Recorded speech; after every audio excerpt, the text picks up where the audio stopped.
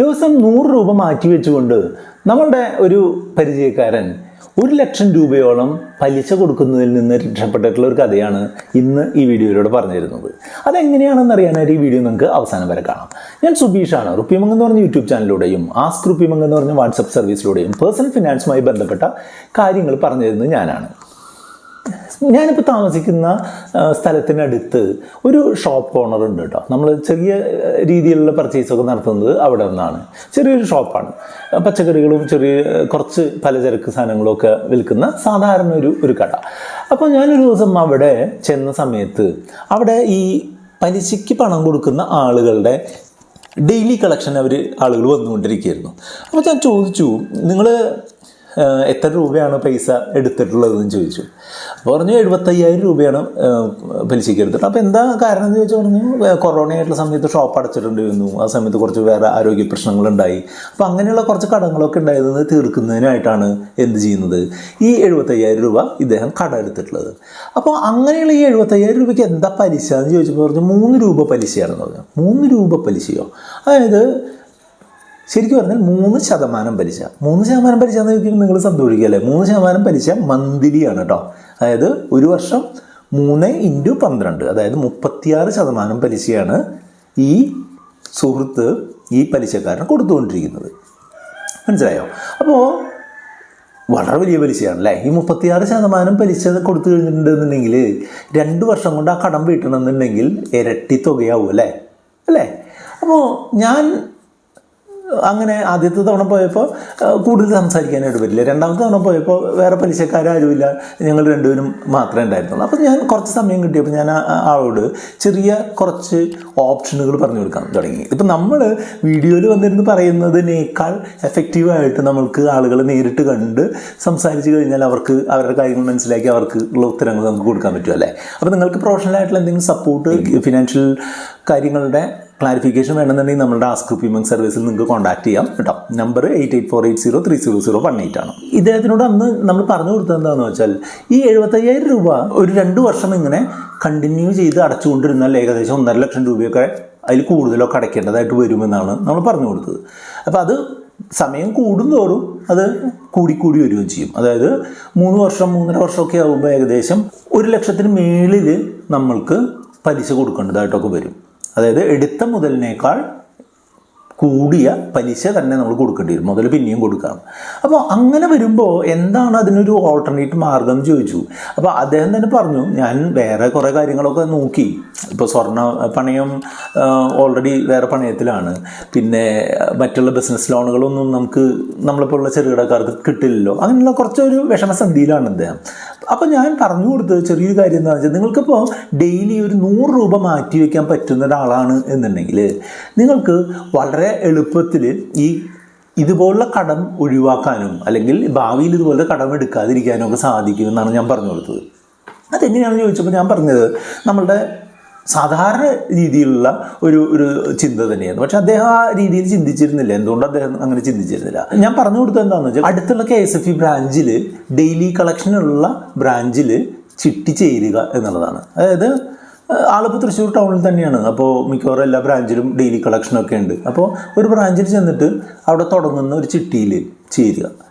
ഉദാഹരണമായിട്ട് പറയുകയാണെങ്കിൽ 2,500 × 40 മാസം 2,500 രൂപ വെച്ച് അടയ്ക്കുന്ന 1,00,000 ചിട്ടി. ഈ 1,00,000 ചിട്ടി ഇതിൽ ചേർന്ന് കഴിഞ്ഞിട്ടുണ്ടെന്നുണ്ടെങ്കിൽ നമ്മൾക്ക് ആദ്യത്തെ മാസം നമ്മൾക്ക് വിളിച്ച് കിട്ടുകയാണെന്നുണ്ടെങ്കിൽ പോലും നമുക്ക് 70,000 രൂപ കയ്യിൽ കിട്ടും. അപ്പോൾ നമ്മൾ ചോദിക്കും, ചിട്ടി വിളിച്ചിട്ട് പൈസ കിട്ടാനൊക്കെ ബുദ്ധിമുട്ടല്ലേ എന്ന്. ചിട്ടി വിളിച്ചിട്ട് പൈസ കിട്ടാൻ കൃത്യമായിട്ടുള്ള സെക്യൂരിറ്റി ഉണ്ടെന്നുണ്ടെങ്കിൽ 1 മാസത്തിനുള്ളിൽ പൈസ കിട്ടും കേട്ടോ. അപ്പോൾ ഈ KSFEക്കെതിരെ പലതരത്തിലുള്ള ആരോപണങ്ങൾ എയറിൽ നിൽക്കുന്ന ഒരു സമയമാണ് ഇപ്പോൾ. പക്ഷേ പല ചിട്ടികളും ചേർന്നിട്ട് സക്സസ്ഫുള്ളി കംപ്ലീറ്റ് ആക്കിയിട്ടുള്ള ഒരാൾ, അല്ലെങ്കിൽ അങ്ങനെയുള്ള ഒരു ഫാമിലിയിൽ നിന്നുള്ള ഒരാൾ എന്നുള്ള നിലയ്ക്ക് പറഞ്ഞു തരികയാണെന്നുണ്ടെങ്കിൽ ചിട്ടിയിൽ നമ്മൾക്ക് കൃത്യമായിട്ടുള്ള സെക്യൂരിറ്റി കൊടുക്കാനായിട്ടുണ്ട് എന്നുണ്ടെങ്കിൽ നമ്മൾക്ക് ചിട്ടിപ്പണം കിട്ടാനായിട്ട് ബുദ്ധിമുട്ടില്ല. അങ്ങനെയാകുമ്പോൾ സെക്യൂരിറ്റികൾ എന്തൊക്കെയാണ് കൊടുക്കേണ്ടതെന്ന് വെച്ചാൽ, നമ്മൾക്ക് ഒരു കേരള സർക്കാർ ഉദ്യോഗസ്ഥൻ്റെ സാലറി സർട്ടിഫിക്കറ്റ് വെച്ച് 4,00,000 രൂപ കിട്ടും. അതുപോലെ കേന്ദ്ര സർക്കാർ ജീവനക്കാരനായിട്ടുള്ള കേരളത്തിൽ ജോലി ചെയ്യുന്ന ആളുടെ സാലറി സർട്ടിഫിക്കറ്റും അതുമാത്രം ബന്ധപ്പെട്ട രേഖകളുണ്ടെങ്കിൽ 4,00,000 രൂപ വരെ നമുക്ക് കിട്ടും. അതുപോലെ LIC പോളിസികളുണ്ട് എന്നുണ്ടെങ്കിൽ അതിൻ്റെ സറണ്ടർ വാല്യൂ വെച്ച് കിട്ടും. ഗോൾഡ് ഉണ്ട് എന്നുണ്ടെങ്കിൽ അതിൻ്റെ വാല്യൂവിനനുസരിച്ചുള്ള ഇത് കിട്ടും. അതുപോലെ കൃത്യമായിട്ടുള്ള രേഖകളുള്ള ആധാരമൊക്കെ ഉണ്ടെന്നുണ്ടെങ്കിൽ ലാൻഡ് ഡോക്യുമെൻറ്റ്സ് വെച്ചും കിട്ടും. പോസ്റ്റ് ഓഫീസ് ഡെപ്പോസിറ്റുകളുടെ റെസീറ്റുകൾ വെച്ചുകൊണ്ട് കിട്ടും. അതുപോലെ ബാങ്ക് ഗ്യാരണ്ടി കിട്ടാവുന്ന ആളുകളുണ്ടെന്നുണ്ടെങ്കിൽ അത് വെച്ച് കിട്ടും. അതുപോലെ മറ്റുള്ള ക്രെഡിബിളായിട്ടുള്ള ഫിക്സഡ് ഡെപ്പോസിറ്റ് റെസീറ്റുകൾ ഉണ്ടെന്നുണ്ടെങ്കിൽ അത് കിട്ടും. പിന്നെ മറ്റൊരു ഓപ്ഷൻ എന്താണെന്ന് വെച്ചാൽ ഓൾറെഡി അവിടെ മറ്റൊരു ചിട്ടി ഉണ്ടെങ്കിൽ അതിന്മേൽ അടച്ചിരിക്കുന്ന തുക ഇതിൽ ജാമ്യം വെച്ചിട്ടും കിട്ടും. അങ്ങനെ പലതരത്തിലുള്ള ഓപ്ഷനുകളുണ്ട്. ഞാൻ ഇദ്ദേഹത്തിനോട് പറഞ്ഞത് ഇങ്ങനൊരു ചിട്ടിയിൽ ചേർന്ന് കഴിഞ്ഞിട്ടുണ്ടെന്നുണ്ടെങ്കിൽ 40 മാസത്തെ 2500 ചിട്ടിയിൽ ചേർന്ന് കഴിഞ്ഞിട്ടുണ്ടെന്നുണ്ടെങ്കിൽ തുടക്കത്തിൽ വിളിച്ചു കഴിഞ്ഞിട്ടുണ്ടെന്നുണ്ടെങ്കിൽ ഒരു 70,000-75,000 രൂപ വരെ കിട്ടാനൊന്നും വലിയ ബുദ്ധിമുട്ടുണ്ടാവില്ല. അങ്ങനെ ആ ചിട്ടി വിളിച്ചു കഴിഞ്ഞിട്ട് ആ ചിട്ടി നിന്ന് കിട്ടുന്ന പൈസ കൃത്യമായിട്ടുള്ള സെക്യൂരിറ്റി കൊടുത്തുകൊണ്ട് എടുക്കുകയും ആ പൈസ ഈ പലിശക്കാരന് കൊടുക്കുകയും ചെയ്ത് കഴിഞ്ഞിട്ടുണ്ടെന്നുണ്ടെങ്കിൽ നമ്മൾ ഈ 75,000 രൂപ എടുത്ത സമയത്ത് നമ്മൾ അടയ്ക്കേണ്ട 2-2.5 ലക്ഷത്തിന് പകരമായിട്ട് നമ്മൾ ഡെയിലി 100 രൂപയൊക്കെയാണ് അടയ്ക്കേണ്ടി വരുള്ളൂ. അതായത് ഇപ്പോൾ 2,500 ചിട്ടി സാധാരണ ഒരു 2,200, 2,300 റേഞ്ചിലൊക്കെയാണ് വിളി പോകുന്നത് എന്നുണ്ടെങ്കിൽ പോലും നമ്മൾക്ക് ഒരു 23 പ്രവൃത്തി ദിവസങ്ങളിൽ 100 രൂപ വെച്ച് അടച്ചാൽ എന്തായി? 23 × 100 2,300 ആയില്ലേ? അപ്പോൾ അങ്ങനെ ഡെയിലി ആ കളക്ഷന് വരുന്ന ആളുകളുടെ അടുത്ത് കൃത്യമായിട്ടുള്ള പൈസ കൊടുത്തുകൊണ്ട് കൃത്യമായിട്ടുള്ള രേഖകൾ കൈപ്പറ്റി അത് കൊടുക്കാനായിട്ട് സാധിക്കും. അപ്പോൾ അങ്ങനെ അതൊക്കെ കഴിഞ്ഞിട്ട് ഞാൻ കുറച്ച് നാളിന് ശേഷമാണ് വീണ്ടും ആ ഷോപ്പിൽ പോയത് കേട്ടോ. അപ്പോൾ ഞാൻ അദ്ദേഹത്തിനോട് ചോദിച്ചു എന്തായി കടമൊക്കെ എങ്ങനെയുണ്ട് എന്നുള്ളത് ചോദിച്ചു. പറഞ്ഞു അങ്ങനെ ഒരു ചിട്ടിയിൽ ചേർന്നു എന്നാണ് എന്നോട് പറഞ്ഞത്. അങ്ങനെ ഒരു ചിട്ടിയിൽ ചേർന്നു.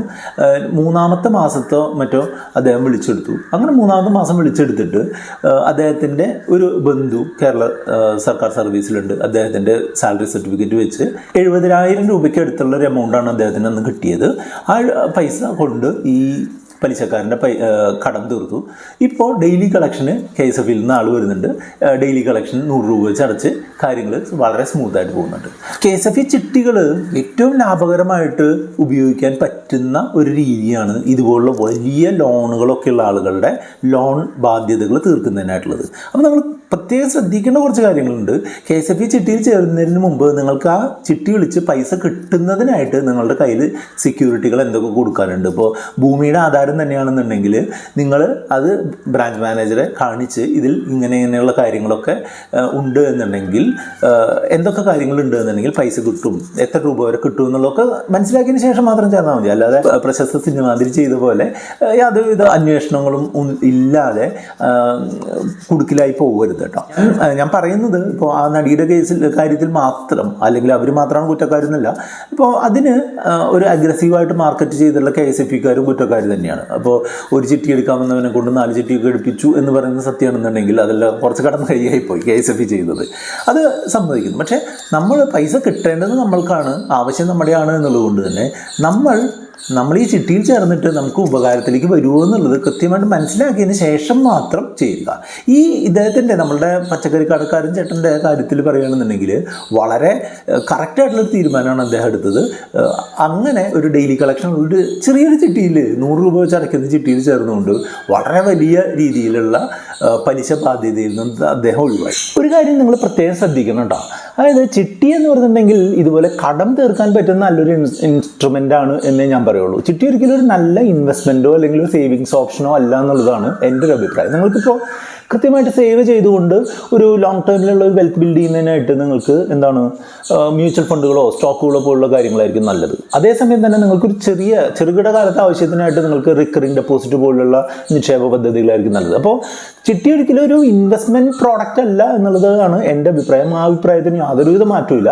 അപ്പോൾ ഇൻവെസ്റ്റ് ചെയ്യാനായിട്ട് ഒരിക്കലും ചിട്ടിയിൽ ചേരരുത്. പക്ഷേ ഈ ചേട്ടന് പറ്റിയിട്ടുള്ള പോലെ ഒരു വലിയ കടബാധ്യതയിൽ നിന്നൊക്കെ ഒഴിവായി നിൽക്കുന്നതിനായിട്ട് ചിട്ടികൾ വളരെ എഫക്റ്റീവായിട്ട് യൂസ് ചെയ്യാം. ഇതിനെ പറ്റിയിട്ട് എന്തെങ്കിലും സപ്പോർട്ട് ആവശ്യമുണ്ടെന്നുണ്ടെങ്കിൽ നമ്മുടെ വാട്സപ്പ് നമ്പറിലേക്ക് കോൺടാക്ട് ചെയ്യുക. 8848030018 ആണ് നമ്പർ.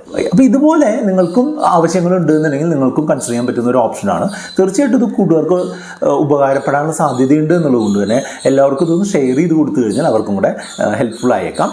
അപ്പോൾ ഇതുമായിട്ട് ബന്ധപ്പെട്ടിട്ടുള്ള 1-2 വീഡിയോകൾ കൂടെ നമ്മൾ ചെയ്തിട്ടുണ്ട്. ആ വീഡിയോകളുടെ ലിങ്ക് ഡിസ്ക്രിപ്ഷനിലുണ്ട്.